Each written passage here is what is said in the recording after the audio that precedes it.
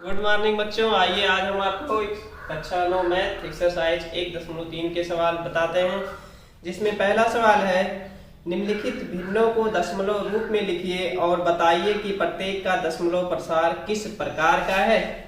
तो यहाँ पे आपको भिन्न दिया गया है, इसको आपको दशमलव के रूप में लिखना है और बताना है कि प्रत्येक का दशमलव प्रसार किस प्रकार का है। तो पहला देखिए, इसमें फर्स्ट है आपका 36/100। दूसरा है 1/11। थर्ड है आपका 4/1/8, या इसे आप लिख सकते हैं 35/8। तो आपको इसे सबसे पहले दशमलव के रूप में लिखना है, तो आप भाग दे दीजिए। देखिए 36 में 100 से डिवाइड करेंगे तो आपका आएगा, पहले दशमलव लगाएंगे तो यहाँ पे होगा 360, 100 300, 100 छक्का 600, 0.36। और इसको डिवाइड करेंगे आप तो आएगा, दशमलव लगाएंगे, यहाँ 0 बढ़ा, फिर 0, 11 9 99, फिर 1, फिर वही इस तरह से आएगा आपका। और इसको आप डिवाइड करेंगे तो 8 चौक 32, 1 33, 1 बचा, 4 दूनी 8, 2 से इस फल बचा, 8 चौक 32, 1 33, 8 अक्के 8, फिर 2 से इस बचा, 8 दूनी 16, 4 बचा, 8 दूनी 40। तो यहाँ पे देखिए आपको यहाँ पे बताना है निम्नलिखित भिन्नों को दशमलव के रूप में लिखना है। तो ये आपका हो गया दशमलव रूप, और यहाँ पे आपको बताना है कि प्रत्येक का दशमलव प्रसार किस रूप का है।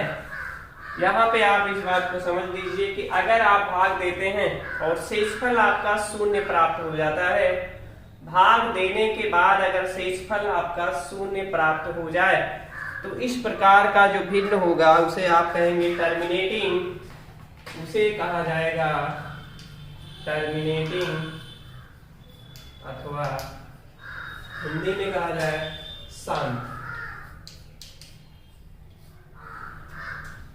भाग देने के बाद पश्चात अगर शेषफल आपको 0 प्राप्त हो जाए तो इस प्रकार की भिन्न आपकी कहलाएगी टर्मिनेटिंग अथवा शांत।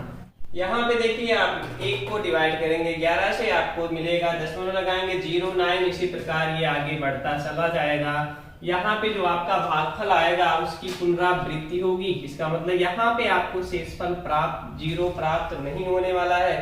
तो इस प्रकार की भिन्न को हम कहते हैं non terminating recurring. Non terminating recurring, Hindi इसकी कहेंगे तो आसान आवर्ती। इस प्रकार की भिन्न को कहा जाएगा। अगर शेषफल 0 प्राप्त हो जा रहा है आपको तो उसे कहा जाएगा शांत, और अगर शेषफल 0 नहीं प्राप्त हो रहा तो उसे कहा जाएगा अशांत। और यहाँ पे भागफल की पुनरावृत्ति हो रही है तो आप यहाँ पे लिखेंगे अशांत पुनरावृत्ति या आवर्ती, आप जो भी लिखना चाहें, अशांत पुनरावृत्ति या अशांत आवर्ती। थर्ड है आपका 4/1/8, इसे आप सिंपल करेंगे तो ये 33/8, इसको आप डिवाइड करेंगे तो आपका आएगा 4.125। यहाँ पे आप देख रहे हैं शेषफल आपका 0 प्राप्त हो रहा है। तो इस प्रकार की भिन्न को कहा जाएगा टर्मिनेटिंग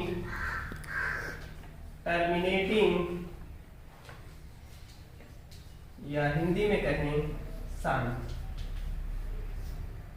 हिंदी में कहें इसे शांत। तो ये हो गया 3 आपका। चौथा है 3/13।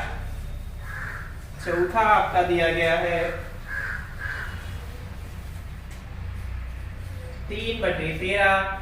आप इसको डिवाइड करेंगे तो यहाँ पे देखेंगे, यहाँ पे आपको शेषफल 0 प्राप्त नहीं होगा, तो ये होगा आपका नॉन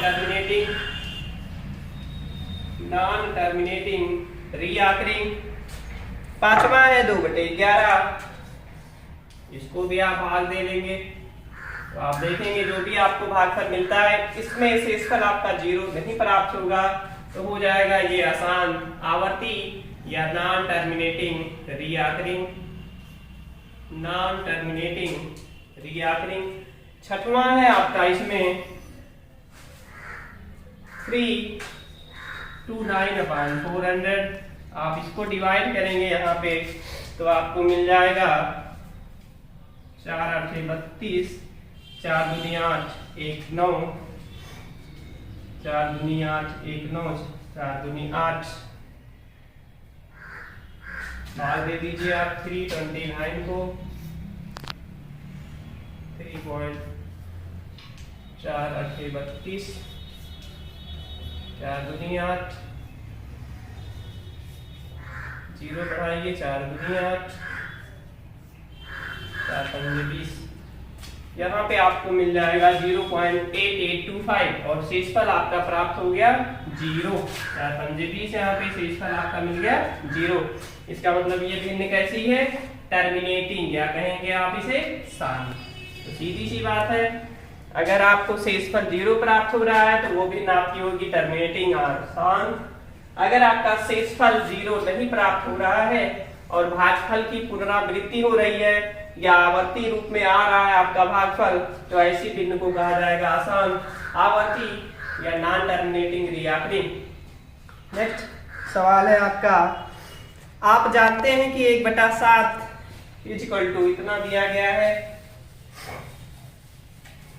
नेक्स्ट सवाल है आपका 1/7 इक्वल टू 0.142857 है। वास्तव में लंबा भाग दिए बिना क्या आप यह बता सकते हैं कि 2/7, 3/7, 4/7, 5/7, 6/7 के दशमलव प्रसार क्या हैं? यदि हाँ तो कैसे? तो आइए, आपको दिया है। दूसरा सवाल है आपका 1/7 इक्वल टू, यहाँ पे दे रखा है आपको 0.142857। यहाँ पे ऊपर बार लगा हुआ है, इसका मतलब इतने अंकों की पुनरावृत्ति बार बार होगी। आप 7 से डिवाइड करेंगे 1 को, तो जितने अंकों के ऊपर बार लगा हुआ है उतने अंकों की पुनरावृत्ति बार बार हो रही है। तो यहाँ पे आपको बताना है कि बिना लंबा भाग दिए क्या आप बता सकते हैं कि 2/7, 3/7, 4/7, 5/7 इन सब के दशमलव प्रसार क्या है? तो आइए हम आपको बताते हैं। यहाँ पे दे रखा है इन्होंने कि 1/7 इक्वल टू इतना है, तो 2/7 इक्वल टू हम इसको लिख सकते हैं 2 × 1/7 और 1/7 की वैल्यू इन्होंने दे रखा है ये। तो यहाँ पे आप रखिए 2 × 1/7 के स्थान पे आप इसको रख दीजिए 0.142857। यहाँ पे आपको मिल जाएगा 2 × 14, 2 पंजे 10, 1 11, 2 × 16, 1 17, 2 दूनी 4, 1 5, 2 चौका 2 के 2 0। ये मिल जाएगा आपको 2/7 का दशमलव प्रसार हो जाएगा 0.285714। इसी प्रकार 3/7 का आपको लिखना हो तो आप लिख सकते हैं 3 × 1/7। यहाँ पे 1/7 की वैल्यू इन्होंने दे रखा है, तो आप 3 × 0.142857 इसका गुणा कर दीजिए, जो भी आपको मिलेगा वो इसका 3/7 का दशमलव प्रसार होगा। इसी प्रकार 4/7 का तो 4 × 1/7, 1/7 की वैल्यू आप इसमें रखेंगे, जो भी आएगा उसका दशमलव प्रसार होगा। इसी प्रकार 5 × 1/7।